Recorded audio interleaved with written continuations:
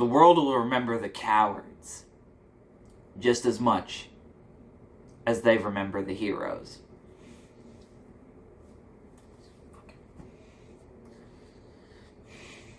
This video is about Brad Taste in music. When I was a young person kind of getting into music discourse, I had stumbled upon Brad Taste in music. I can't remember what video it was, but I had been charmed by him, and keep in mind I was still in the phase where cynical music reviewers were most of my music discourse consumption. I had never really considered how toxic this community has always been. And I have since abandoned most of these people. I abandoned Brad pretty fucking quickly because I always just got the impression that he was just a douche. That he was just a douche who didn't know what the hell he was talking about. He had a horrible habit of finding very earnest art and treating it the way that cringe culture douches would with animation memes. You remember when cringe compilations were the thing of the day?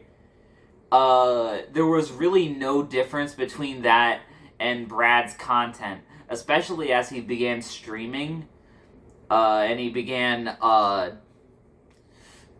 running his whole fucking fraud reviewer racket.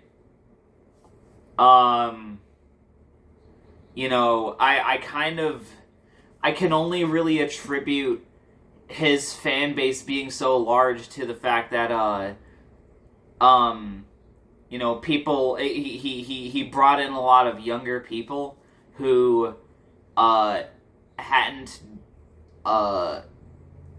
had any awareness of how toxic this kind of negativity is. He's always been someone who really liked to bully people. He's a bully. He is inherently a bully. And we saw that in those fucking recordings between him and his now ex. He's always been a fucking bully. And I knew he was a bully, and I knew he was an abuser, and I had seen that shit, and I've been vindicated by time. Because he's always been that way. He's always been that way. People just didn't see it because it was about people they already had license to not like because they made cringe music.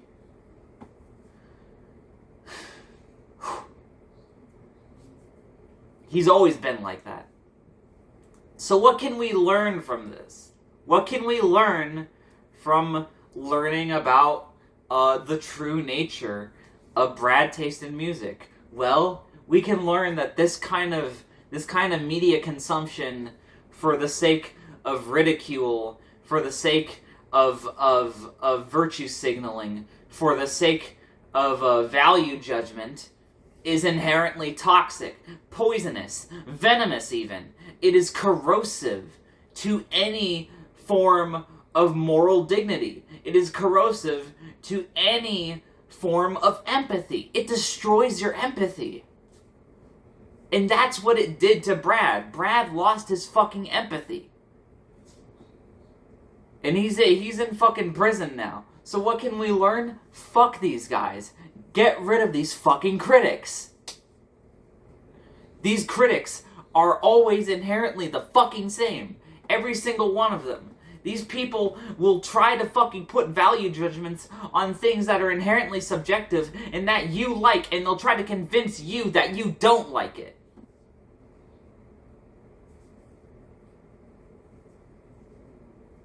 So go your own way. Music discussion is for the people. It's not for these dumbass fucking bigwigs. It's not for these motherfuckers that are collaborating on all each other's shit. because they finally got the clout to do so. We don't got clout. We just talk on the internet. That's all we have. So fuck these people. Fuck Brad Taste in Music. Fuck Anthony Fantano. Fuck Piero Scaruffi. Fuck the Rolling Stones. Fuck all of these review outlets. They're all cynical. They're all liars. They're all abusive. And they all will be revealed as such. I guarantee you that some shit's gonna come out about Anthony Fantano in the near future. Keep your eyes peeled for that. I'm fucking stupid. I'm interrupting this fucking conversation because I had just learned about the fucking Anthony Fantano N-word and laughing at Trayvon Martin bullshit. I fucking knew it! I fucking knew this motherfucker was fucking sketch. I fucking knew it. Every fucking one of these critics are fucking liars. Every single one of them. They're always vindictive people. Every single one of them. You would not feel the need to put value judgments on people's art if you were not a vindictive, selfish person. It's always the same. It's always the same thing. They will always be like this. White critics, especially white critics, will always be racist and abusive. So just get rid of them. Just get rid of the critics. Just get rid of them entirely. We do not need them in culture. We do not need critics in culture. Because culture has survived in spite of critics. Not because of them, in spite of them. Get rid of them. We need to get rid of critics as a concept. Unsolicited criticism in the art world? Kind of bullshit, isn't it? Fuck, man. Fuck these people. Alright? That shit's coming.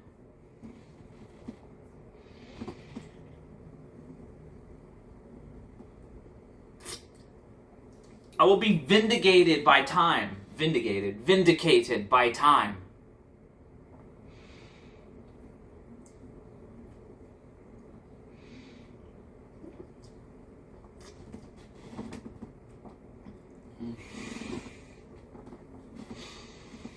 This is something that doesn't even only happen in the music review circle.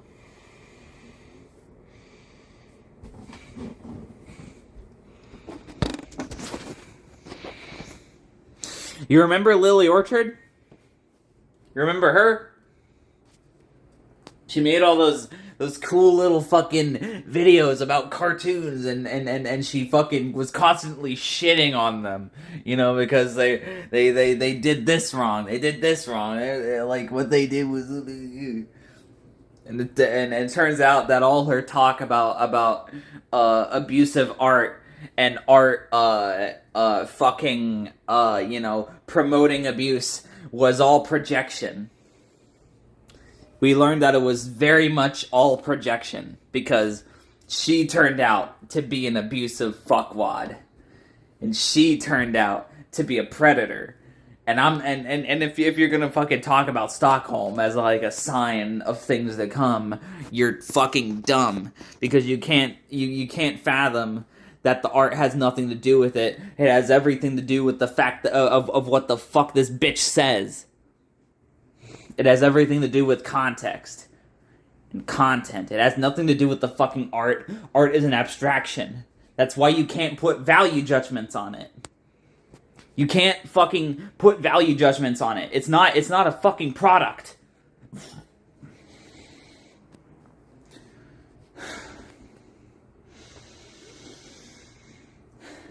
I'm angry. I'm angry today. I'm sure you can tell. But, you know, it's just, it upsets me that people didn't fucking see this coming. That people didn't see what happened with Brad coming. Because I did. I did.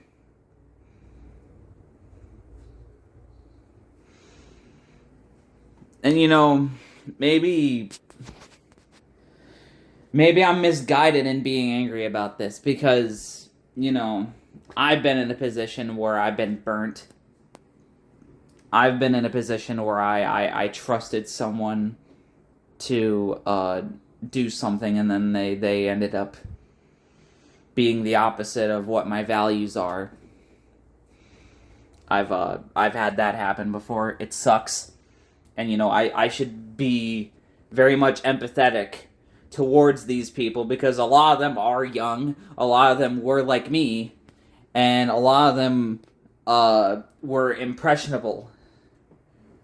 And so they would have just molded into the shape of whatever Brad wanted them to be. And that's what makes this more insidious. That's what makes all of this critic bullshit even more insidious. Because it gets people to fucking smother their own individuality to conform to one person's ideals.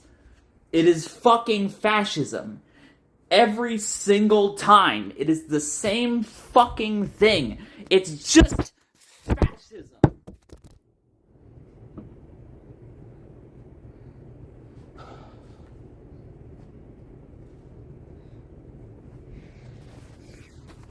Ugh.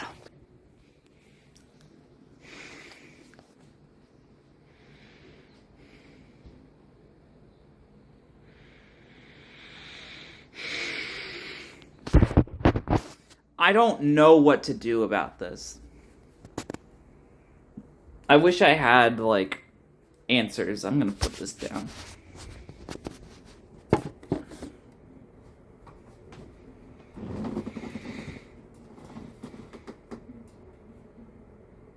I wish I had answers for this.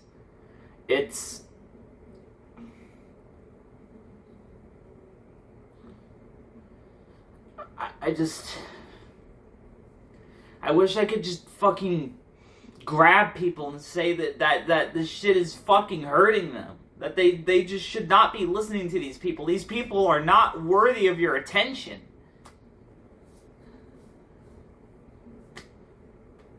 I'm just some fucking guy on the internet, but guy, girl, whatever, fuck. I misgender myself sometimes, I guess. I get angry and I forget that I'm a woman.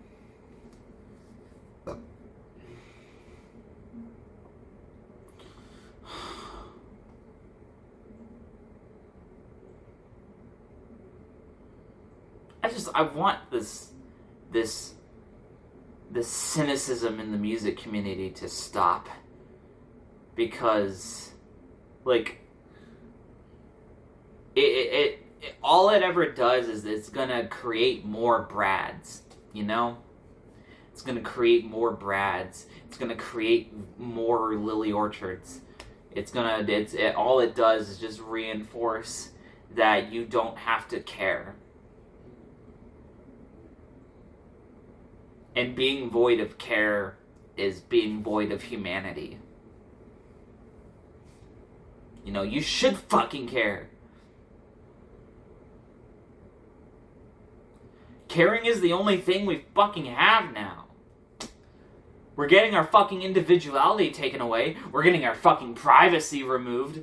The fucking Trump administration is clamping down on every single fucking right that we have. We are going to have nothing except our ability to care. So we need to keep caring, or we are going to go extinct.